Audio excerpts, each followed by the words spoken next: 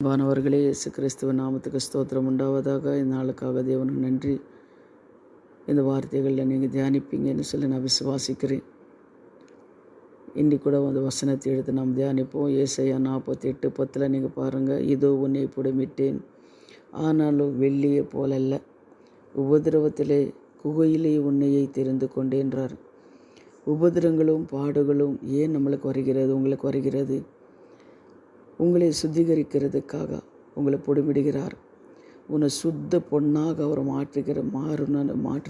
மாற்றணும் அப்படின்றதுக்காக வெளியேற பெற்றவர்களாக இந்த உலகத்தில் நீங்கள் இருக்கணும். எல்லாரும் முன்னாடி நீங்கள் நல்லா இருக்கணுன்றதுக்காக அதை தேவன் உங்களை பொடிமிடுகிறார்.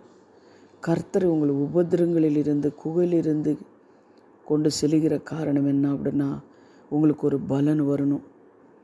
நீங்கள் இன்னும் சத்தியத்துக்குள்ளே நடக்கணும். இதெல்லாம் நீங்கள் என்ன பண்ணணும்? உண்மையில் தேவன் நீங்கள் அறிந்து கொள்ளணும் என்றதுக்காக உங்களை தெரிந்து கொண்டிருக்கிறார். அவர் சாயலாக உங்களை சிருஷ்டித்திருக்கிறார். அதனால தான் தேவன் நேசிக்கிறவங்களை சிட்சிக்கிறார் அப்படின்னு சொல்லி கூட நம்ம வசனத்தை நம்ம பார்க்குறோம். அதுபோல தான் இந்த சிட்சைகளெல்லாம் சகிக்கிற மனுஷன் பாக்கியவான். அதனால தான் சகோதரர்களே, தேவனை சிட்சிக்கிற பிள்ளைங்கள் அவர் எப்படி இருப்பாங்களன்னா நல்லா இருப்பாங்க. என் சிட்சைகளெல்லாம் சகிக்கிறோம் நம்ம. அதே போல் நீங்கள் வெளிப்படுத்தல் 7:13-15 வரை நீங்கள் பாருங்கள். எதுக்கு இந்த சிட்சைகளெல்லாம் நம்மளுக்கு? ஏன் இப்படி ஆண்டவர் சோதிக்கிறார்? ஏன் எனக்கு இப்படி கஷ்டங்கள் இருக்கிறது அப்படின்னு சொல்லி நீங்கள் நினைக்கலாம். ஆனால் அதை நீங்கள் படித்து பாருங்கள். அந்த வசனங்கள் ஒரு நாள் நீங்கள் பரலோகத்தில் இருக்கணும், நினைத்து பார்க்கணும். நீங்கள் ஆண்டவர் நினைத்து பார்க்கணும். அப்பொழுது மூப்பர்களிலே ஒருவன் அவரை மிகுந்த உபத்திரத்தில் இருந்து வந்தவன், இவர்கள் தங்கள் அங்கிகளை ஆட்டுக்குட்டியானவருடைய இரத்தத்தினாலேயே தோய்த்து வெளுத்தவர்கள் ஆனபடியால் இவர்கள் தேவனுடைய சிங்காசனத்திற்கு முன்பாகம் இருந்து இரவும் பகலும் அவருடைய ஆலயத்திலே அவரை சேவிக்கின்றார்கள். சிங்காசனத்தின் மேலே வீற்றிருக்கின்றவர் இவர்களுக்கும் வாசமாயிருப்பார் என்று ஆண்டவர் சொல்லியிருக்கிறார்.